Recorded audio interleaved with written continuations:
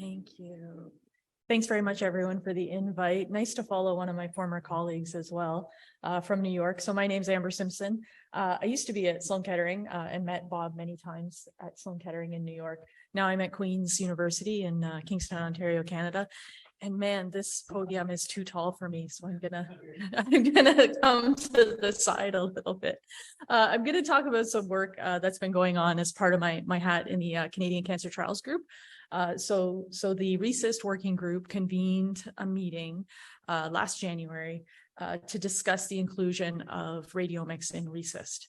And so I wanted to highlight some of the discussions that we had during that meeting. So the radiomics working group convened folks from Canada, from NCI, from the EORTC, from Singapore, from Japan to really explore this topic. So if we were to include radiomics in RECIST, how would we do that? So I have some disclosures, but nothing of relevance here.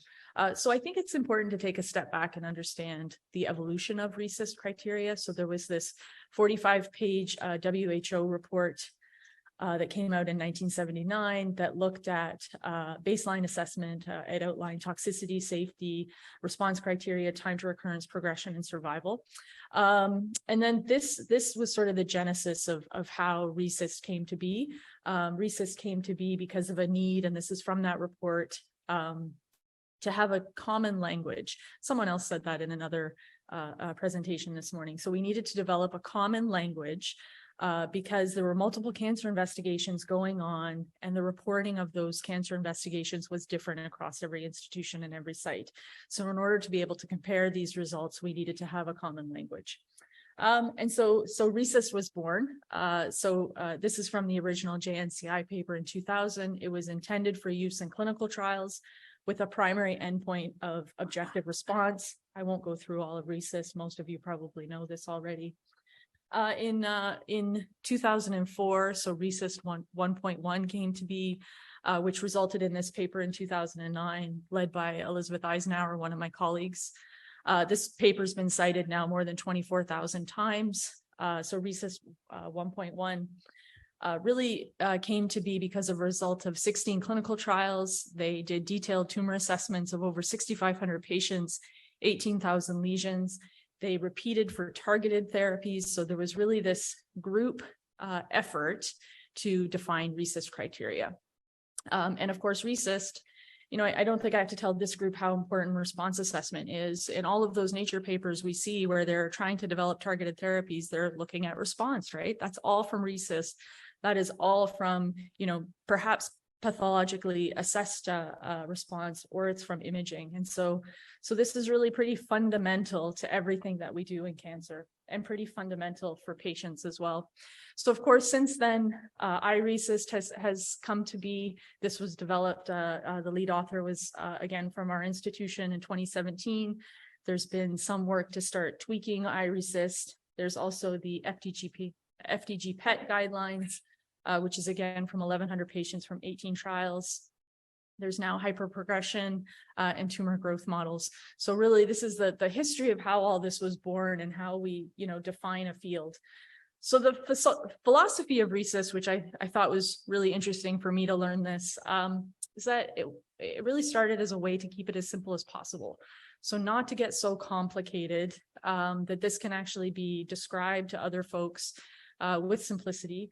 It needs to be applicable across many hospitals that participate in all kinds of cancer trials.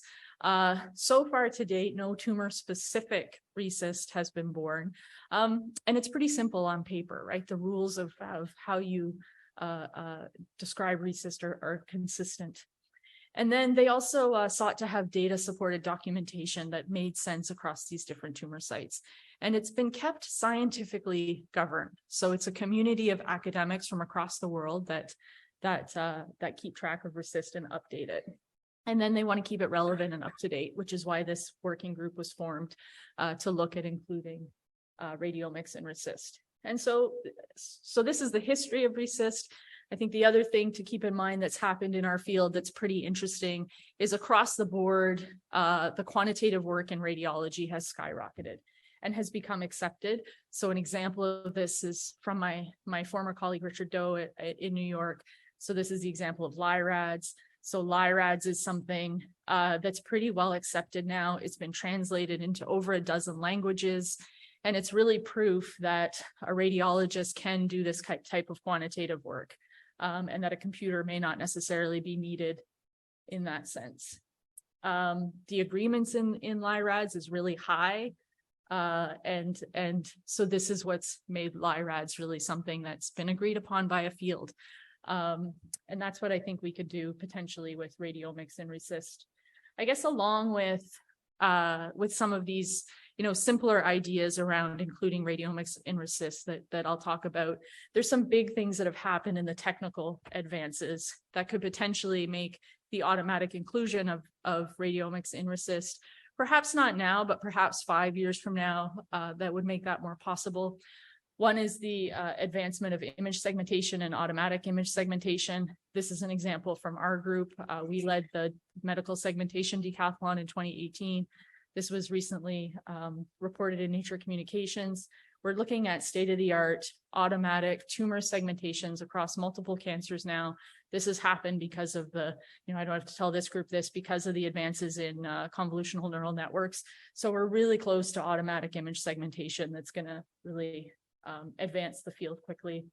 Federated learning has further accelerated progress. So this is an example from Spiros Backus group at UPenn, the Federated Tumor Segmentation Challenge. This was for GBM segmentation.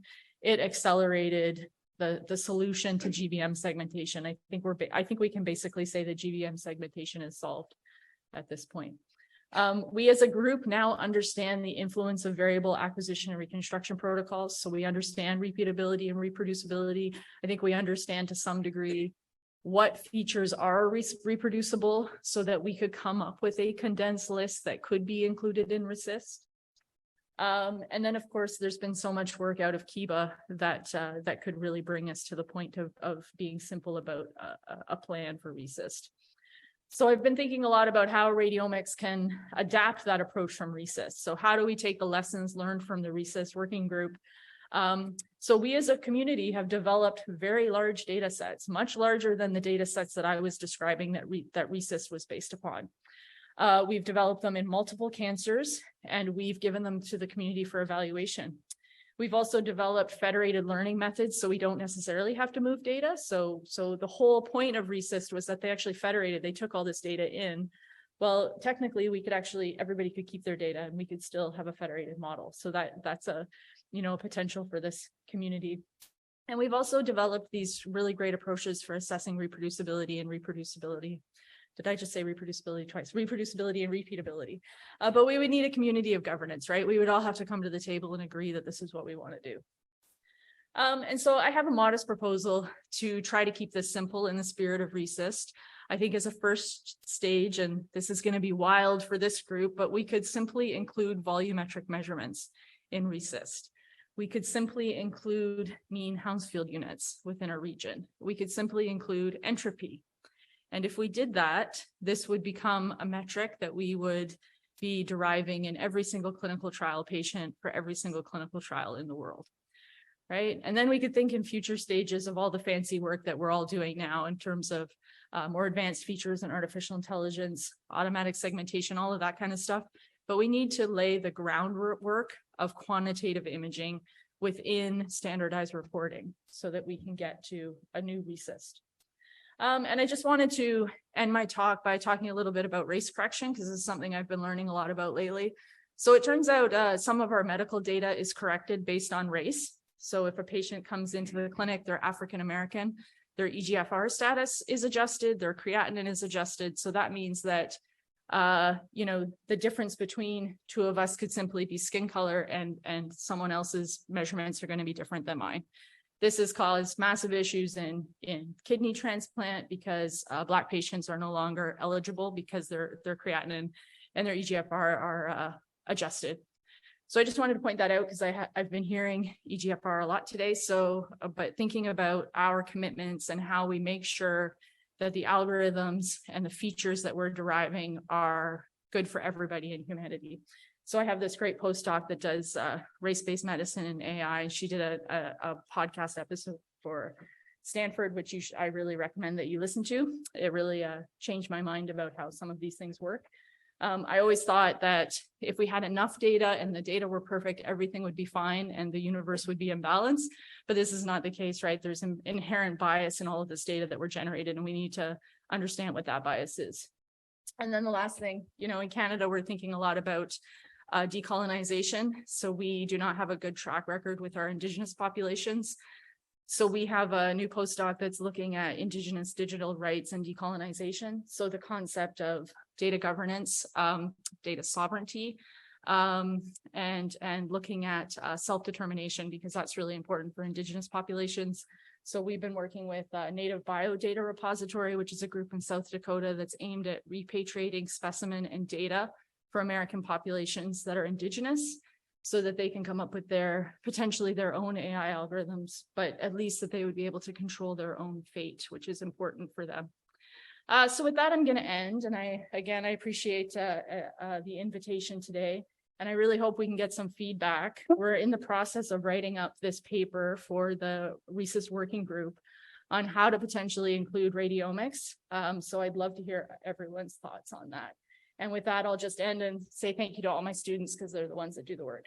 Thank you. Great job, Amber. Appreciate it. When do you expect to have that?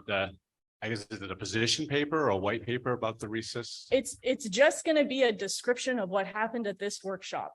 And then it's going to plan out a roadmap for how to include radiomics and RESIST. Awesome. You got to start somewhere, Yeah. right? You got to get everybody in a room and they've got to agree and they've got to put it on paper. So it's exciting. Oh, desperately needed. Oh, wait, this one spurred questions. I'll come back with the mic.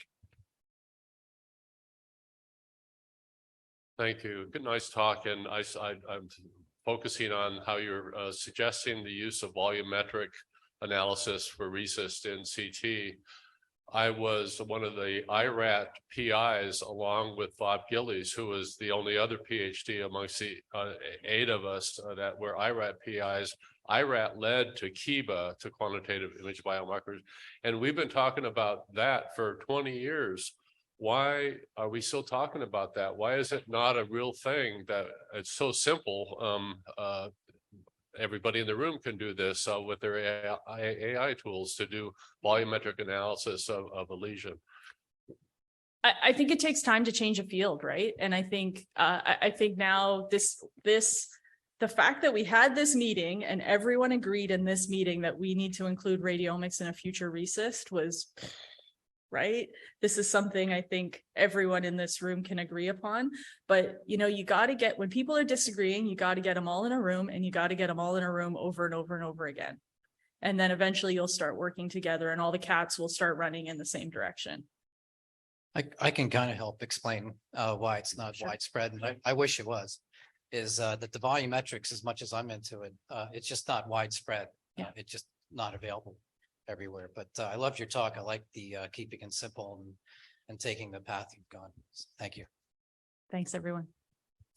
Thank you. Anybody else?